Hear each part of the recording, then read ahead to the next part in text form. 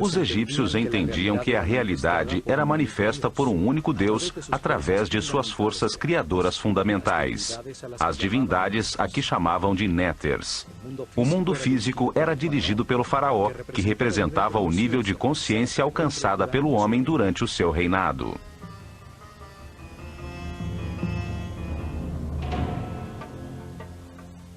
O faraó era a encarnação do Ka real, um único espírito que evoluía reencarnando de faraó em faraó.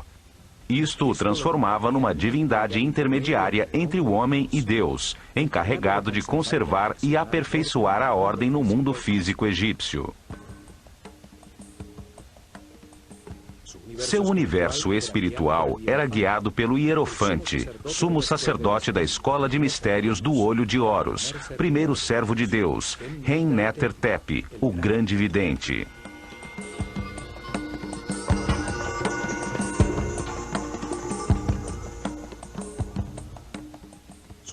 Seu símbolo era uma serpente com duas pernas e o disco solar na cabeça, a imagem da eternidade, da sabedoria e da regeneração física.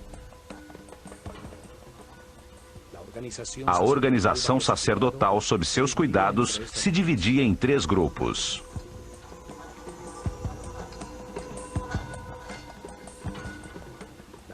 O primeiro se encarregava do conhecimento verificado e era dirigido pelo mais sábio dos sacerdotes.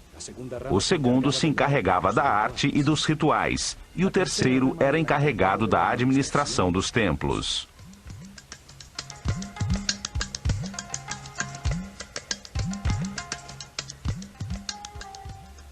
Os sacerdotes do conhecimento eram os pedagogos incumbidos de preparar os herdeiros de sua casta. Eles transmitiam as verdades herdadas desde as origens da escola de mistérios na desaparecida civilização Atlante. Verdades já comprovadas sobre o funcionamento do universo. O conhecimento no mundo egípcio era transmitido com exclusividade aos iniciados da escola, que demonstravam com provas e atitudes perante a vida que podiam receber sabedoria e não fazer mau uso da mesma. A revelação é o verbo. Eram chamados de Rihabet, ou sacerdotes do conhecimento. Eles ensinavam a linguagem simbólica, a escrita, as matemáticas, a astronomia e o controle das forças fundamentais. A este grupo pertenciam os Kabirim, os medidores do céu, que registravam em todos os templos a abóbada celeste, fixando pelas estrelas o momento exato dos rituais diários, das festas anuais e da mudança que anunciava o fim de uma era e o começo de outra.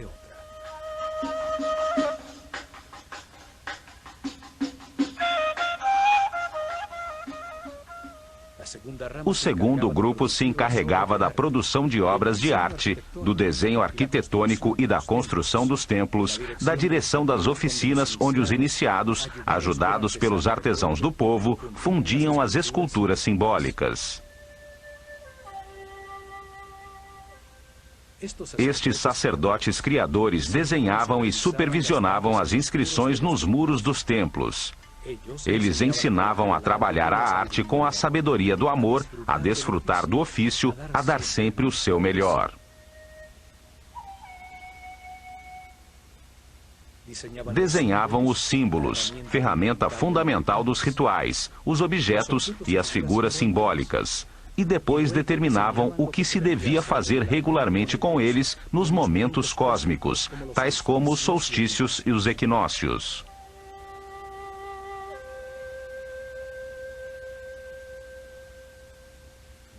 Estabeleciam os rituais, o que deveria ser entendido através das sensações em um percurso espacial, sem intervenção da razão, e também as ações necessárias para criar a segurança no povo e gerar uma energia especial nos participantes.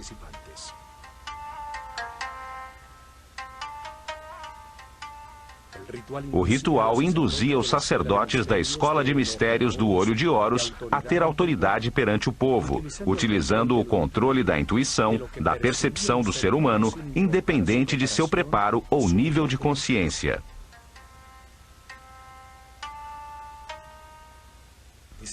Estabeleceram com cuidado o que os participantes percebiam: os sons, as palavras, os aromas associados como o incenso, suas cabeças raspadas e suas vestimentas brancas que denotavam limpeza, os colares de flores e as barcas douradas nas que carregavam os símbolos de sua relação com Deus.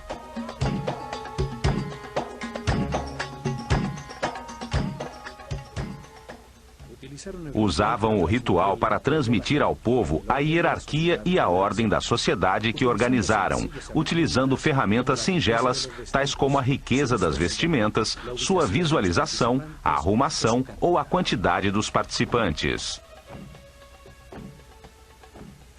O ritual renovava a relação entre os poderes. Acima, o Deus único. A seguir, os néters, os mortos, os sacerdotes, o faraó, seu exército e o povo. Os rituais aproximavam o homem do sagrado, induziam emoções intensas que impulsionavam suas ações de uma forma suave.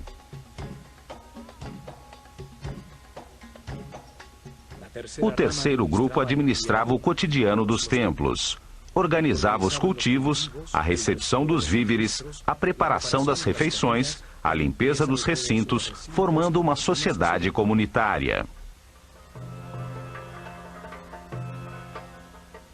Usava em sua base um grupo de sacerdotes temporários chamados de Wab, os puros, homens do povo que durante um mês por ano serviam nos templos, executando as tarefas diárias inferiores para depois retornar às suas atividades habituais.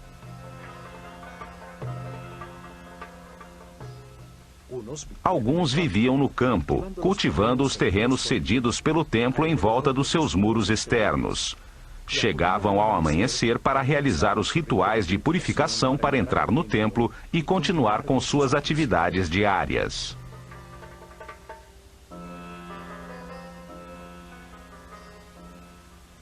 Outros viviam na aldeia próxima ao templo e trabalhavam o restante do tempo na administração estatal. Carpinteiros, operários e pedreiros consertavam e ampliavam o templo nesta modalidade de trabalho temporal rotativo. Este sistema de rotação permitia que muitos membros da sociedade participassem dos rituais e cultos desde o interior do templo, e fazia com que o povo entendesse que os trabalhos comunitários beneficiavam a todos.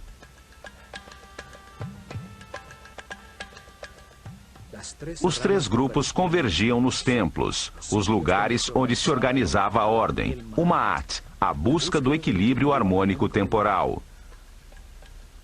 Ali, o homem se submergia no espaço sagrado orientado para o cosmo, registrando seu permanente movimento.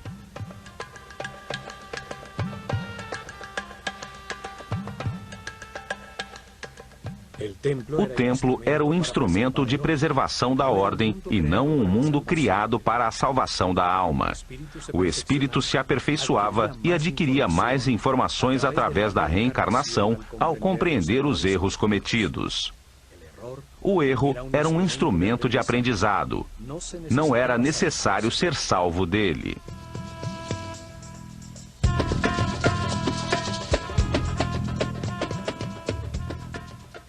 O templo era o lugar onde se encontravam as duas forças fundamentais, a força do caos e a da ordem.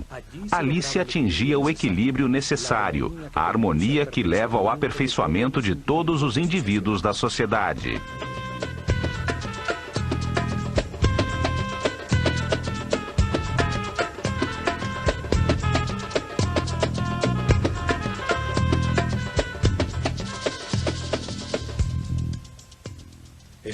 Este conceito é claramente expresso no templo de Kon-Ombo, dedicado simultaneamente a Sobek, a força do caos que induz a erro, e a Horus, o símbolo da consciência permanente e da sabedoria. Neste templo, os iniciados da escola começavam o seu aperfeiçoamento espiritual. Aqui chegavam a transcender o medo e os atos automáticos do instinto de defesa, a controlar o chakra raiz. Neste templo, lhes ensinavam a existência da lei da natureza, códigos divinos que produzem uma reação automática para defender a vida, necessários quando se está na animalidade, mas que devem ser controlados de forma a ascender aos níveis superiores de compreensão. Não se pode ser sábio tendo uma série de condutas automáticas ou reações agressivas descontroladas que ferem as relações que mantemos com todo o mundo.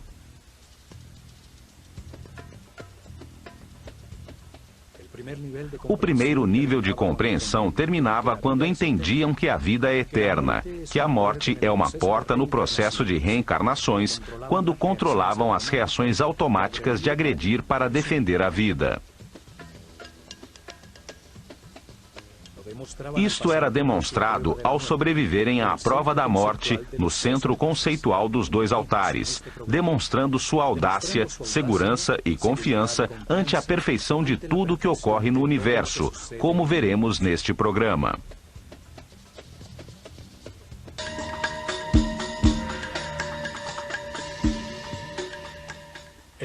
O templo de Kom Ombo era onde se agradecia pela dualidade existente no universo, a qual permite ao homem enganar-se e aprender com os resultados de suas decisões, de forma a produzir compreensão e aperfeiçoamento espiritual.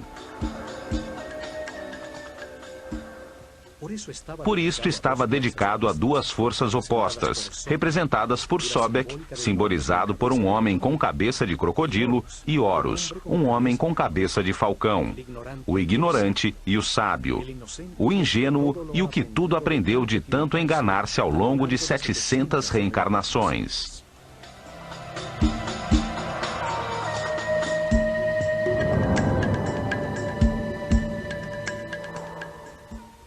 Situado às margens do Nilo, a 48 quilômetros ao sul do templo de Edfu, a aproximadamente 25 graus de latitude norte e aos 34 graus de longitude leste, encontram-se as ruínas do templo ptolemaico de Kom Ombo, chamado antigamente Pas Sobek, o domínio de Sobek, força simbólica representada por um crocodilo. Neste lugar não existe um grande complexo como em Edfu ou em Dendera. O templo era protegido por muros elevadíssimos e o povoado estava em volta de um forte do exército imperial, onde os elefantes africanos eram treinados para a guerra.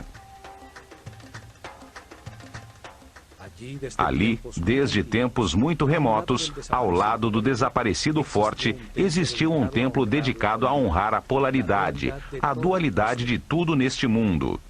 Durante as dinastias ptolemaicas, o templo foi reconstruído, e são suas ruínas as que chegaram até os nossos dias. Kom Ombo estava voltado para os 43 graus e meio sudeste, em direção à estrela Alfa do Centauro, uma estrela do hemisfério sul, que anunciava o surgir do Sol no equinócio de outono. O templo, dividido ao meio, é dedicado por igual a Sobek e a Horus, os dois extremos do caminho do aperfeiçoamento. Sobek, o começo do caminho, a ignorância e a animalidade. Horus, o fim do mesmo, a consciência permanente e o fim do ciclo de reencarnações.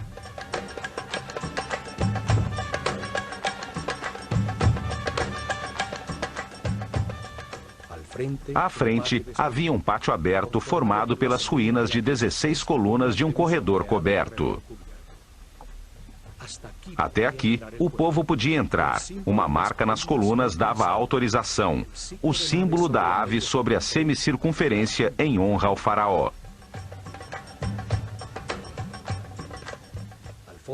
Ao fundo vê-se uma das torres que ainda restam do muro externo. Talhados em seus muros, vemos as duas figuras simbólicas frente a frente e o faraó Ptolomeu V que ordenou a reconstrução do templo.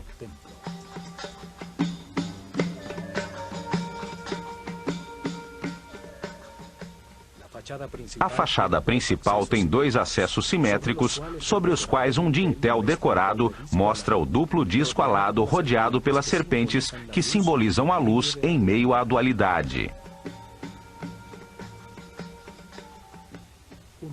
Um muro a meia altura, como os existentes em Édifo e em Dendera, une 4 altas colunas. Uma 5ª coluna divide as 2 portas. O píluno fechava o pátio descoberto e permitia aos visitantes vislumbrar a fachada interna a partir das portas simétricas.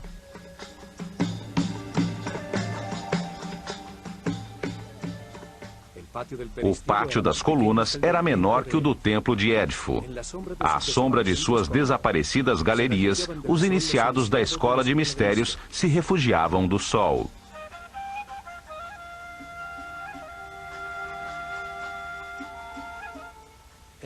Do lado direito do templo estão as ruínas do que foi uma pequena capela dedicada a Hathor. Em seu interior se conservam os restos mumificados de alguns dos crocodilos que eram mantidos em um labirinto de túneis inundados sob o templo.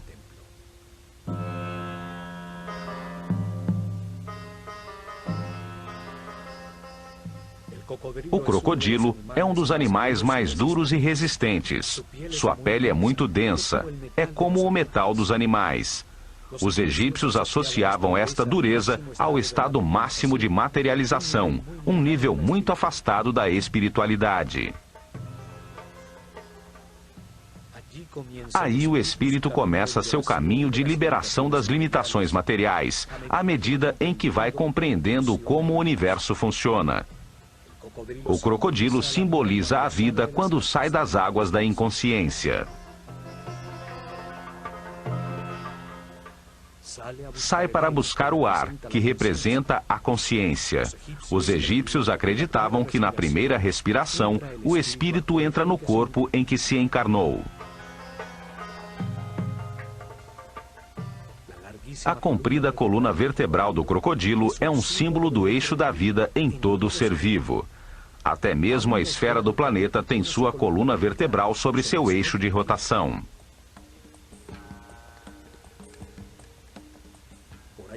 Por ela se movimentam as forças eletromagnéticas que lhe dão vida e que formam um campo protetor das radiações solares ultravioletas em volta do planeta, permitindo o desenvolvimento da vida e a evolução da consciência. Sobek, o crocodilo, e Tuaret, a hipopótama, representavam nos mapas celestiais as estrelas circumpolares que, situadas sobre o eixo de giro do planeta, brilham fixas por milhares de noites sobre os polos.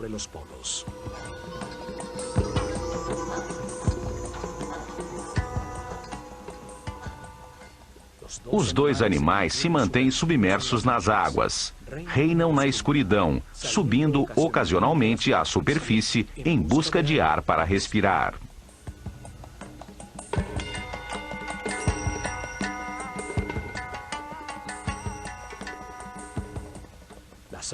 As águas representavam o caos que logo renovava a vida. As águas do Nilo, coluna vertebral do Egito, transbordavam periodicamente arrasando tudo, para em seguida produzir o crescimento da vegetação e da fauna.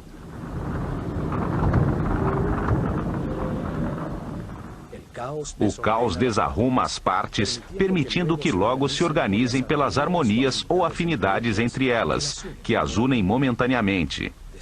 Desordem, caos, ordem, harmonia, ritmos que se alternam. Esta força da natureza que desorganiza para renovar a vida era reconhecida com o nome de Sobek, o homem com cabeça de crocodilo.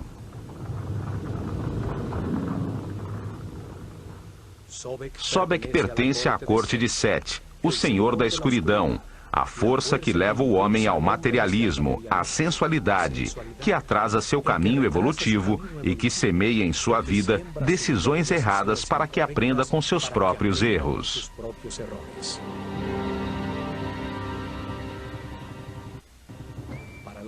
Para os egípcios, estas forças não eram boas nem más, eram neutras. Foram criadas por Deus para permitir o erro e o sofrimento, que trazem compreensão ao homem, levando-o à imortalidade e à consciência permanente.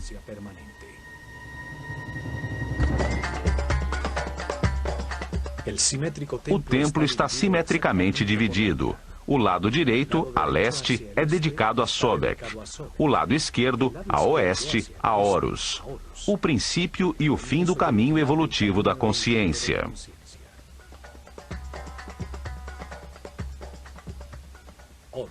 Horus, o homem com cabeça de falcão sobre a qual se assenta um disco dourado, era o símbolo da consciência permanente. Representa um homem que aprendeu tudo nesta escala da realidade. Um ser imortal ascendido nas hierarquias do universo.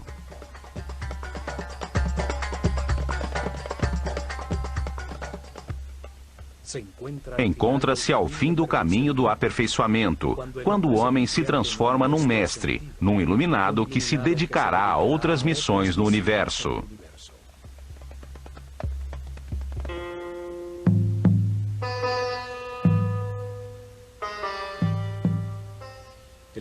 O faraó Ptolomeu VI iniciou a reconstrução do antiquíssimo templo e sua decoração interna foi concluída sob Ptolomeu XII, quando a civilização egípcia estava desaparecendo.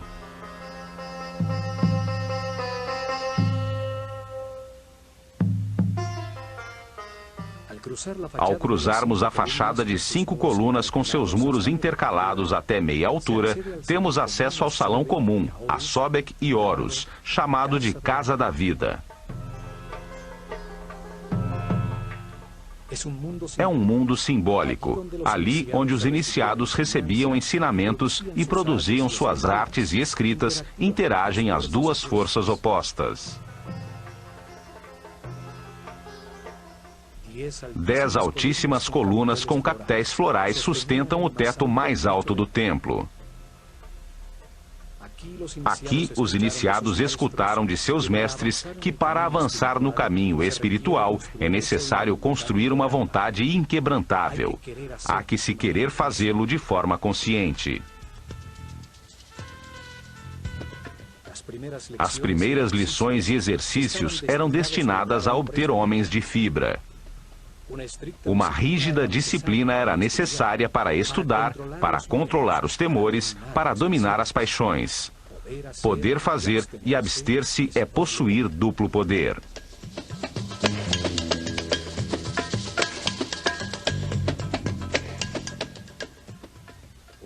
Um compromisso além da morte era estabelecido para manter-se uma total discrição e um silêncio absoluto sobre as verdades reveladas. Um princípio hermético que garantia o acesso à informação somente aos que a mereciam, aos que podiam escutá-la.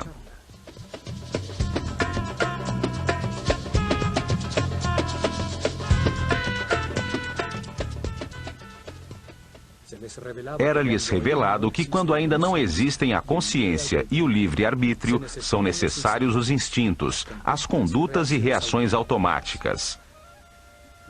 A lei da natureza codifica essas reações em todos os animais para defender e gerar a vida.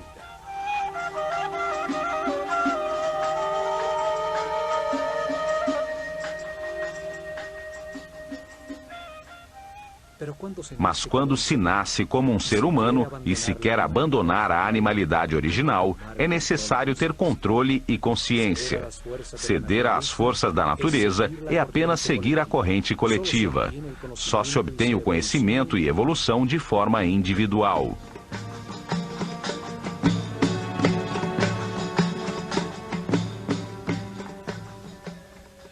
Na penumbra deste salão, via-se em seus respectivos santuários as reluzentes figuras douradas de Sobek e Horus, à vista dos iniciados no início das procissões, nas festividades dos solstícios e dos equinócios.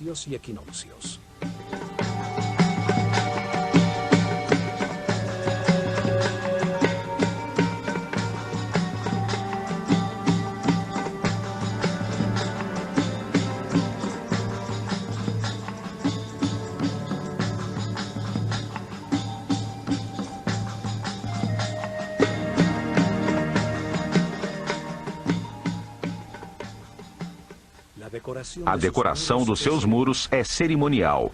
O faraó é abençoado por Sekhmet e Horus do lado direito e por Ísis e Thoth do lado esquerdo.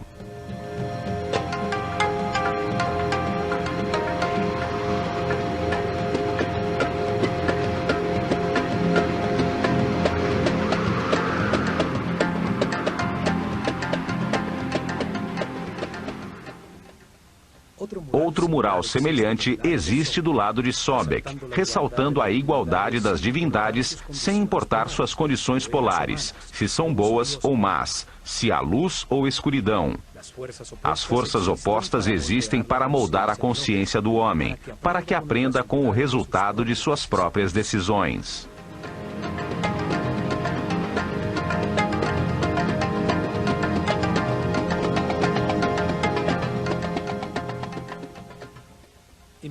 Logo a seguir, chega-se a um espaço transversal onde se encontram o Salão das Purificações e o Salão de Recepção das Oferendas do lado de Horus.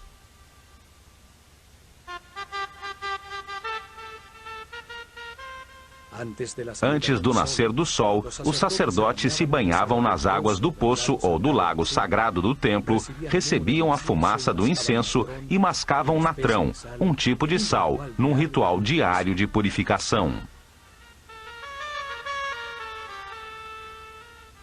Os banhos purificadores se repetiam ao meio-dia e à noite. Todos eram circuncidados, um hábito logo adotado pelos judeus. Vestiam-se sempre de linho branco. Não lhes era permitido usar vestimentas que contivessem peles ou partes de animais mortos, como o couro e a lã. A única exceção era a pele de leopardo sobre os ombros, usada pelos altos sacerdotes, os Sen. Usavam o cabelo trançado de um lado da cabeça, como uma marca de sua condição.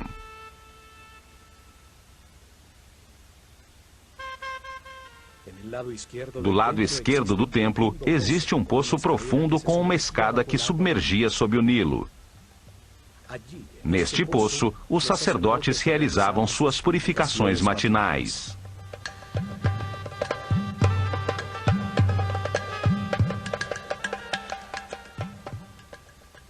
Uma abertura superior permitia que a água enchesse um pequeno aqueduto, que mantinha cheia uma piscina não muito profunda do lado esquerdo do templo, onde ficavam os crocodilos dedicados a Sobek.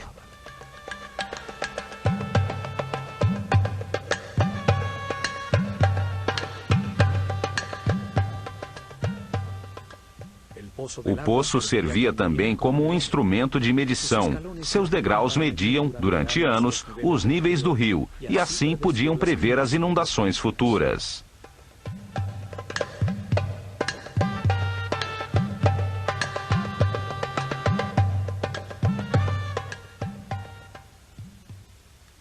Nos muros de Kom Ombo ficaram registradas as festividades anuais que se realizavam em todos os templos do Egito. As procissões rituais que levavam as imagens simbólicas pelo rio, de um templo a outro, enquanto o povo com colares de flores cantava e dançava.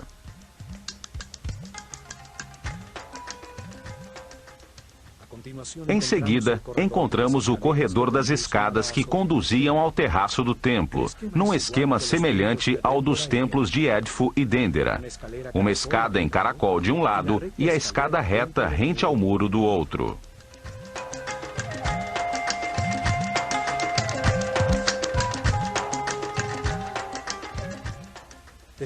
Dali, chega-se à antecâmara dos dois santuários, que tem de cada lado um salão onde eram guardadas as barcas de ouro de Sobek e Horus, usadas pelos sacerdotes para movimentar as imagens simbólicas durante as procissões das festividades.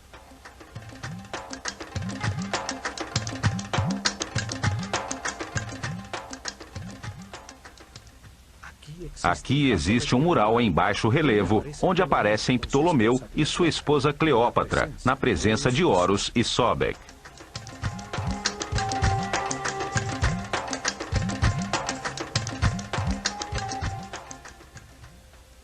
Nesta antecâmara eram consagradas as oferendas do povo.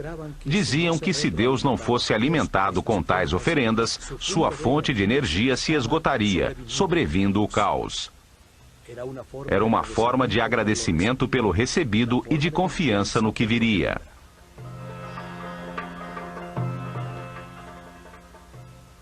Chegavam diariamente ao templo pão, cerveja, frutas, vegetais, mel, azeite, perfumes, velas, sal, natrão e tecidos de linho, que eram recebidos pelos sacerdotes no salão das oferendas, e a seguir colocavam na antecâmara como uma forma de agradecer a Deus por sua abundância.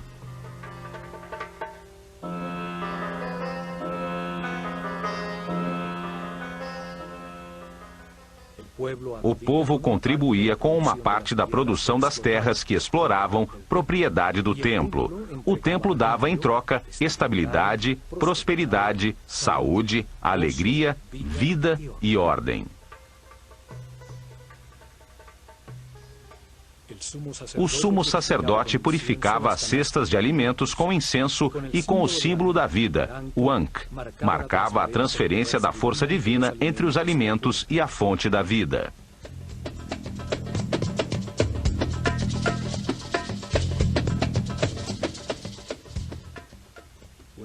Depois de consagradas, as cestas com os alimentos eram levadas ao exterior da Casa da Vida, ao pátio das galerias, onde era distribuída entre os moradores do complexo religioso.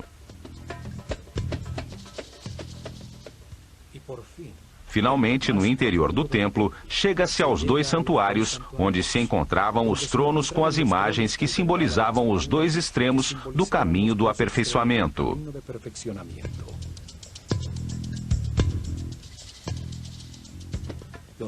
Os raios de sol ao amanhecer desterravam a escuridão, permitindo ao sumo sacerdote do misticismo abrir as portas do santuário e queimar incenso em seu interior. Rompia os lacres de óleo das portas do naos, fazendo surgir o símbolo divino, para agachar-se ante ele e beijar o chão que o sustentava.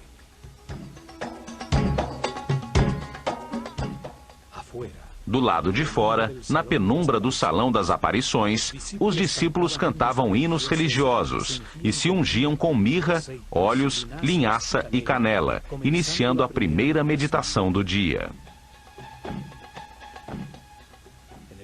No interior do templo, os assistentes do sumo sacerdote arrumavam a areia do chão, varrendo as marcas dos pés, fechando atrás de si as portas que desde o salão das escadas levavam à antecâmara até a manhã seguinte.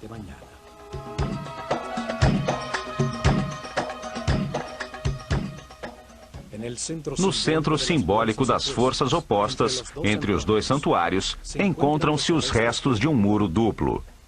Em seu interior ficava um espaço secreto.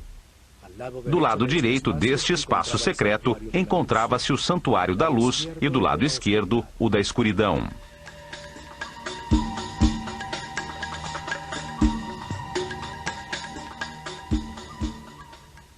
De nenhum dos dois santuários podia-se saber que existia este lugar entre os muros.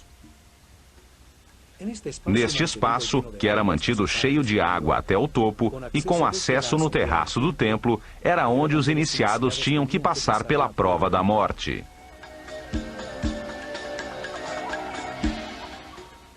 Durante meses, os iniciados recebiam instruções sobre os 4 medos básicos: o medo de perder, o medo de enfrentar, o medo do abandono e o medo da morte. Compreendiam que o medo produz uma reação psicossomática, uma reação neurohormonal automática.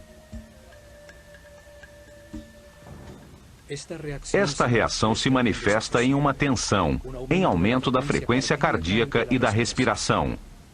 A razão fica bloqueada e surge uma vontade de agredir ou de fugir. Todas elas reações automáticas fora de controle que produzem uma perda da paz interior e da energia vital.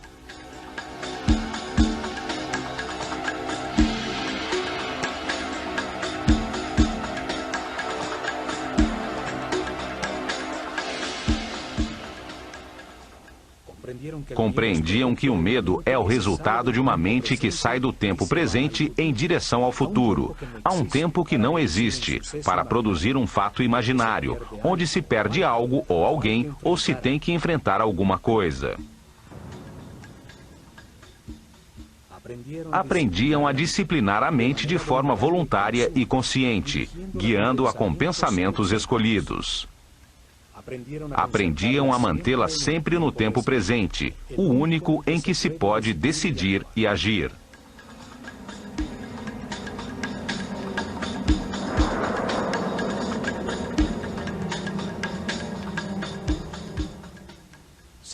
Treinavam para manter pensamentos de satisfação.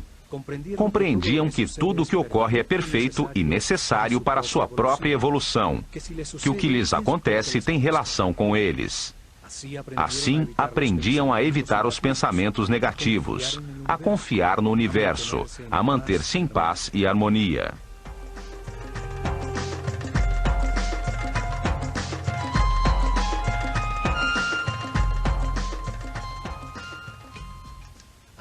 Até que os mestres determinavam que era hora de comprovar o aprendido durante meses. Realizava-se então uma cerimônia individual em um salão descoberto no terraço do templo, frente a um retângulo de água escura no chão.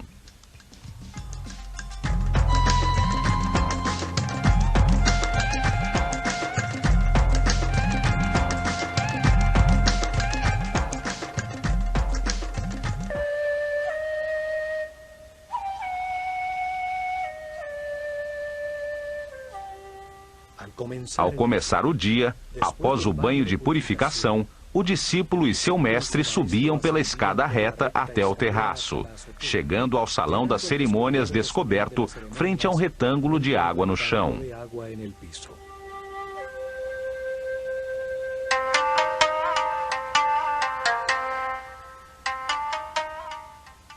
Seu treinamento o havia preparado para ser cuidadoso e consciente em todas as situações desconhecidas, condição necessária para mergulhar no labirinto do canal cheio de água e encontrar uma saída sem que se afogasse.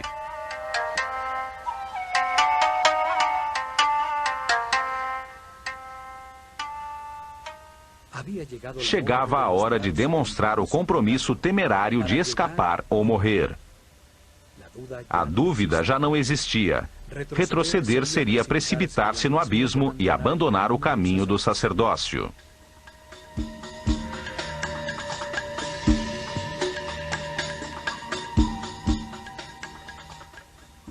Com uma tomada de ar, o símbolo do espírito e da consciência mergulhava numa espécie de túnel vertical com reentrâncias, como num labirinto que afunilavam a passagem.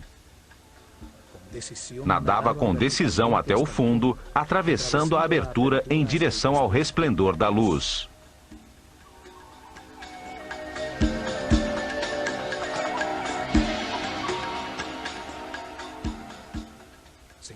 Via-se então num tanque estreito, onde se avistava a silhueta recortada de um enorme crocodilo contra a luz do sol. Podemos imaginar o medo que pode ser produzido e o controle que se tem que ter sobre a mente para permanecer calmo e examinar em volta.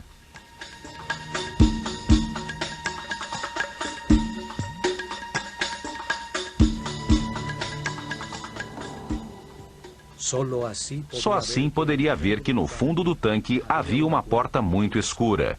Convencido de que era mais prudente evitar os crocodilos, mergulharia com força no estreito túnel. Muitas braçadas e, enquanto o tempo parecia eterno, chegaria a um tubo vertical, onde lá em cima também brilhava o sol. Já mais tranquilo, chegava à superfície, tendo passado na prova com sucesso.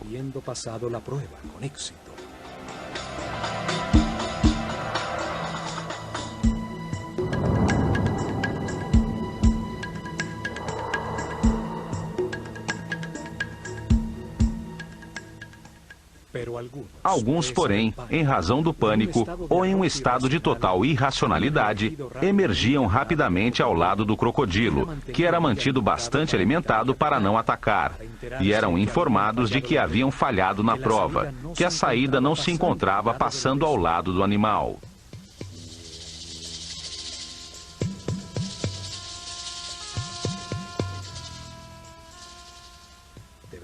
Deveriam submeter-se a mais tempo de meditação e treinamento, a exercícios respiratórios, para voltar a enfrentar a cerimônia, sabendo desta vez que do outro lado haveria um crocodilo esperando.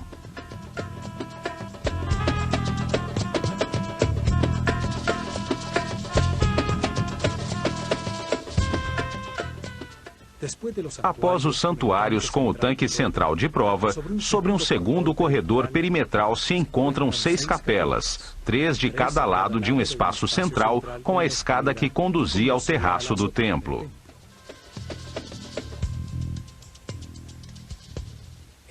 Em seus muros existem belíssimas figuras das divindades e do faraó, que sempre representa toda a humanidade.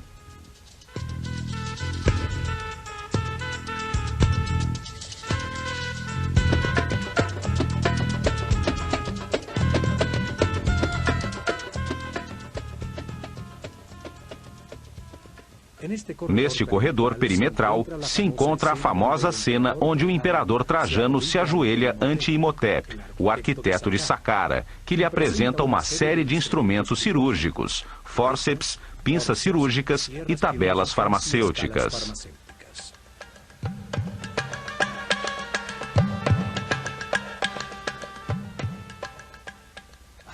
Os doentes vinham até aqui em busca de ajuda e tratamento para os seus males. Muitas das figuras talhadas apresentam uma amostra da sua crença, pois o roçar de milhares de mãos sobre as formas sagradas desgastaram a pedra.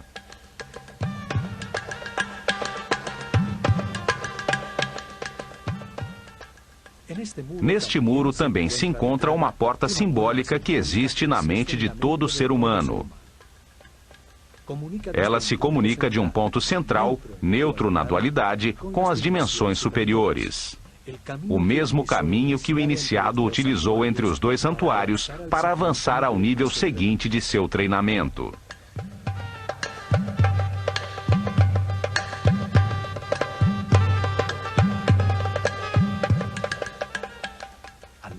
Do lado esquerdo encontra-se Sobek, com uma lança que termina com a figura de um leão, o mais perfeito dos animais. E à direita, Horus, com uma faca com pernas humanas, símbolo do caminho de sofrimento e autocontrole de qualquer ser humano para chegar à condição de mestre ascendido.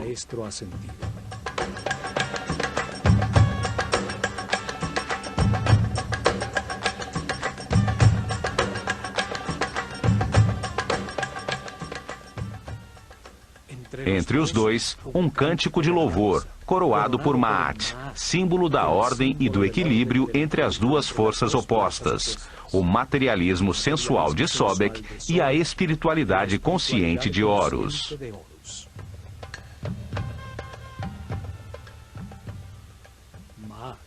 Maat, a ordem, sustenta o céu, e em sua volta se encontram as imagens repetidas sobre si mesmas, as quais simbolizam o movimento dos 4 ventos: o leão, o falcão, o touro e a serpente de muitas cabeças, as forças do destino a que todos os homens estão submissos.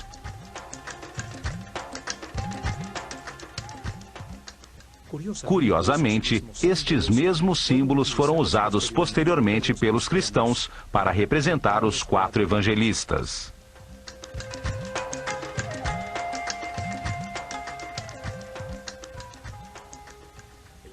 O desenho simbólico deste templo, dividido simetricamente entre a luz e a escuridão, onde os iniciados demonstravam o controle sobre seu medo da morte ao atravessar por um ponto central, neutro em meio à polaridade, deixa muitos ensinamentos.